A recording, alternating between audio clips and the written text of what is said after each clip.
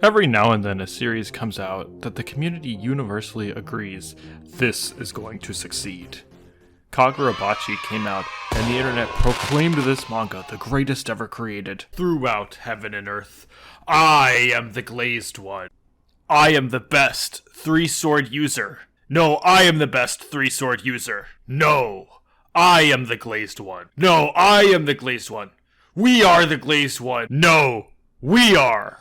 My favorite quote from Kagurabachi is, You're not the glazed one! I am! Where's Omni-Man? Where is he? I am the glazed one! I am the glazed one! I am the glazed one! Wake up with fresh hatred. Kagurabachi was the glazed one all along. Anyways, fan animations of the first chapter came out, and its fan-made fake trailer for MAPPA was released within 5 chapters. Before the first chapter was even released, this anime was already better than Boruto, and people were talking about their favorite quote. The anime was quite literally set up for success with all the hype, and even if it was supposed to be funny and people are just on the internet making jokes, the manga was able to shoulder the weight of expectations and keep producing more and more chapters, eventually fulfilling its prophecy.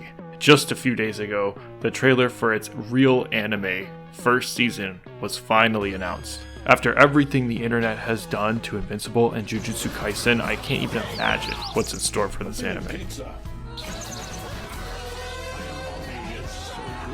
What is Kagurabachi even about anyway? Chihiro is an edgy swordsman bent on revenge after his dad was killed for making magic swords by a group of goth femboy wizards called the Hishaku. Together, they stole 6 magic swords, with Chihiro possessing the 7th most powerful secret sword. Chihiro, being the chosen one and the honored one, has a deep emotional connection with his pet goldfish, which his dad stuffed inside the sword before he died, and can be released using the phrase Enten, which roughly translate to enter him.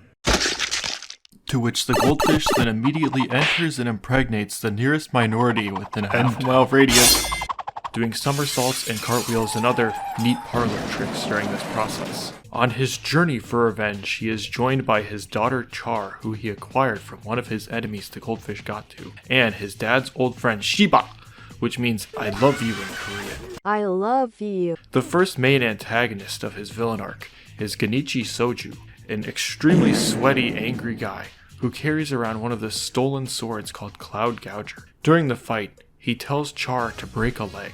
Genichi has a crush on Chihiro because he's so nonchalant and edgy, so when he finally has the chance to have a conversation with him, he confesses, All this time, you've been on my mind, baby girl.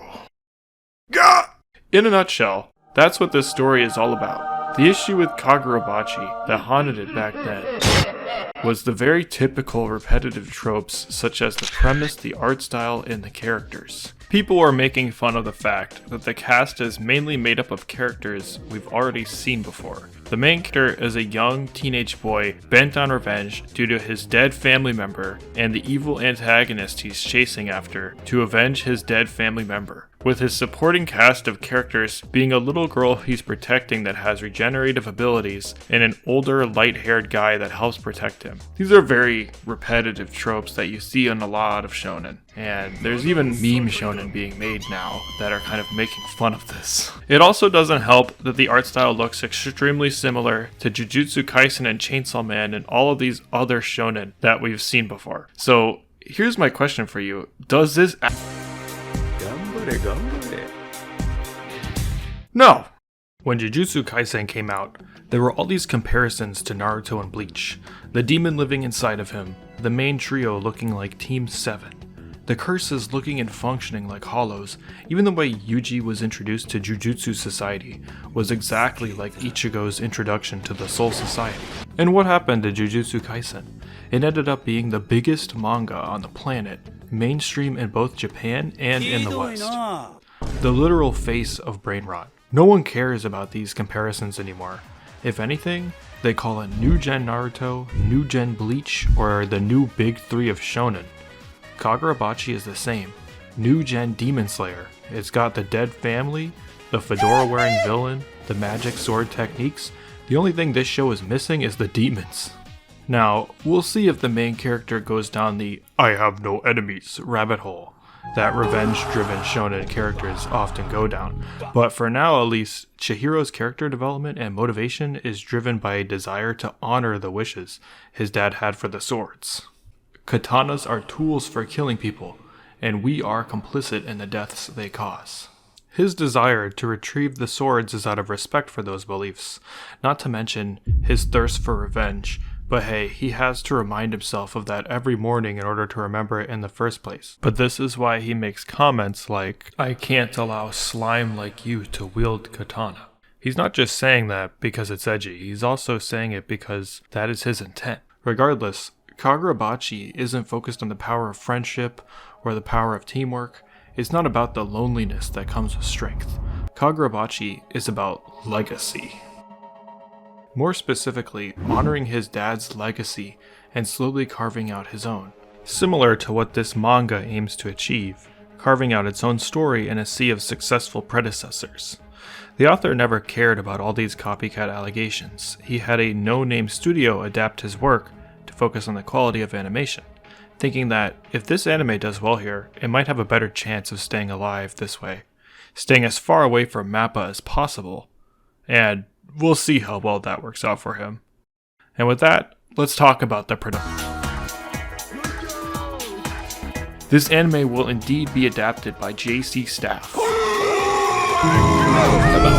I'm kidding. It's Side Games Pictures, aka Studio Sidepick, which is a no-name studio, and this studio was responsible for making That Summer Hikaru Died, an anime about an evil gay monster, and Ume Sumasuma, which is the horse girl racing anime with animation disproportionately good to how good the story actually was. Because, I mean, come on, it's a horse girl racing anime. Why does it look like this, bro? This makes no sense. Regardless, it's safe to say this adaptation is in good hands, but with any studio adapting Kagurabachi, which is already a very popular show and has a lot of publicity around it, and has had a lot of publicity around it since day one, you know, as soon as that anime comes out, the memes are going to start flowing. This studio could probably end up becoming like the big three depending on how much money they make off of it. Rumors are spreading online, and I say rumors because there are no real sources to back these claims of Kagurabachi surpassing Jujutsu Kaisen after its anime debut. Kagurabachi is 3 million manga sales deep, and while this is a respectable number of sales, Jujutsu Kaisen is 150 million after the adaptation. Kagurabachi is being produced with an unlimited budget. It's funny how any kind of news or rumors surrounding this anime has to be completely blown out of proportion. I mean, this has to be rage bait, there's just no way. Anyways, the author was sharing pictures of a real-life pet goldfish, so I guess he's actually just that guy, bro. Also, the producer for this anime was behind the Gaara and Rock Lee fight, which was critically acclaimed back in Naruto's time. Yeah, you're gonna watch this anime, for sure. If Rooster Fighter turned mainstream, oh man, this is gonna be huge. Just you wait.